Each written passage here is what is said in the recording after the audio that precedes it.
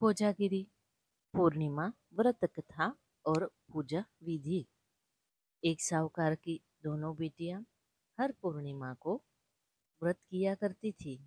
इन दोनों बेटियों में बड़ी बेटी पूर्णिमा का व्रत पूरे विधि विधान से पूरा करती थी। वही छोटी बेटी व्रत तो करती थी लेकिन नियमों को अनदेखा करती थी। विवाह योग्य होने पर साहूकार ने अपनी दोनों बेटियों का विवाह कर दिया।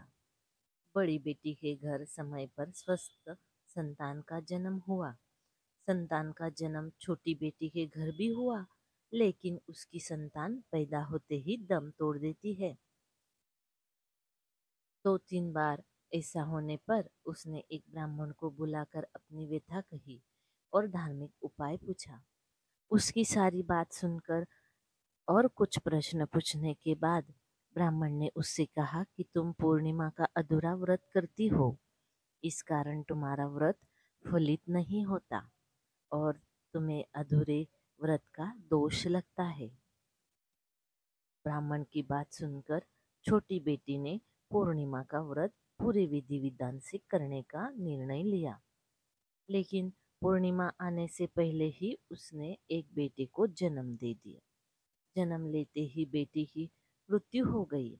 इस पर उसने अपने बेटे के शव को एक पीढ़े पर रख दिया और ऊपर से एक कपड़ा इस तरह ढक दिया कि किसी को पता न चले।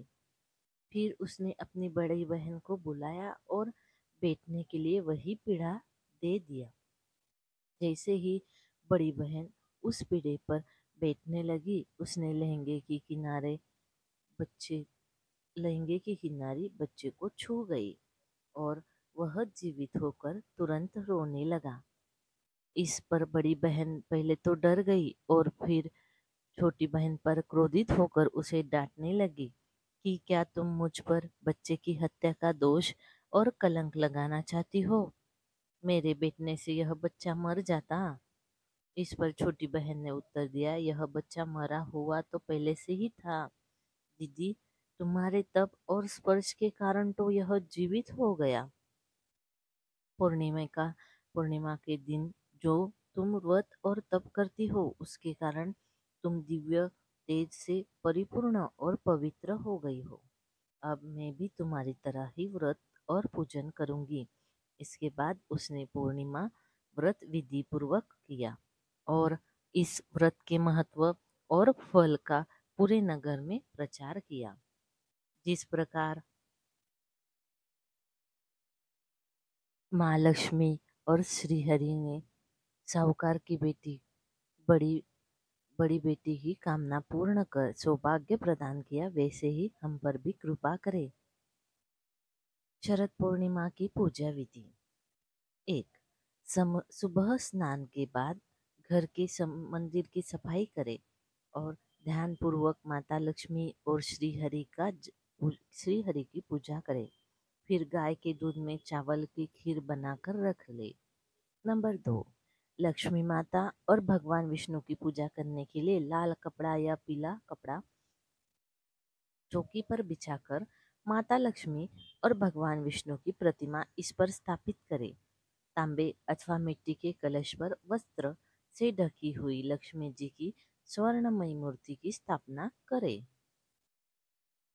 नंबर 3. भगवान की प्रतिमा के सामने घी का दीपक जलाए, धूप करे। इसके बाद गंगा जल से स्नान कराकर अक्षत और रोली से तिलक लगाए। नंबर 4. तिलक करने के बाद मीठे से भोग लगाए।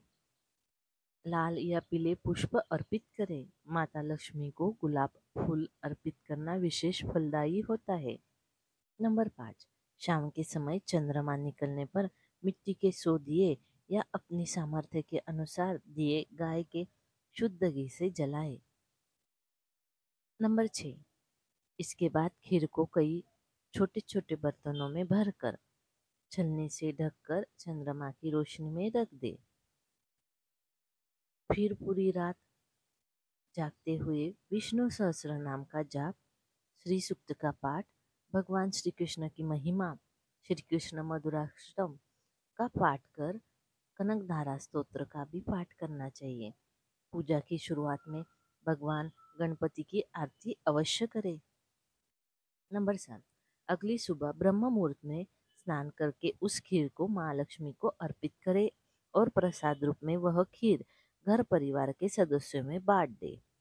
नंबर 8, इस प्रकार जगत पालक और ऐश्वर्य प्रदायिनी की पूजा करने से सभी मनोवांछित कार्य पूरे होते हैं, साथ ही हर तरह के कर्ज से मुक्ति मिलती है। तो दोस्तों, आपको आज की ये जानकारी अच्छी लगी हो तो हमारे चैनल को लाइक, शेयर और सब्सक्राइब जरूर करें। धन्यवाद। हर हर महादेव।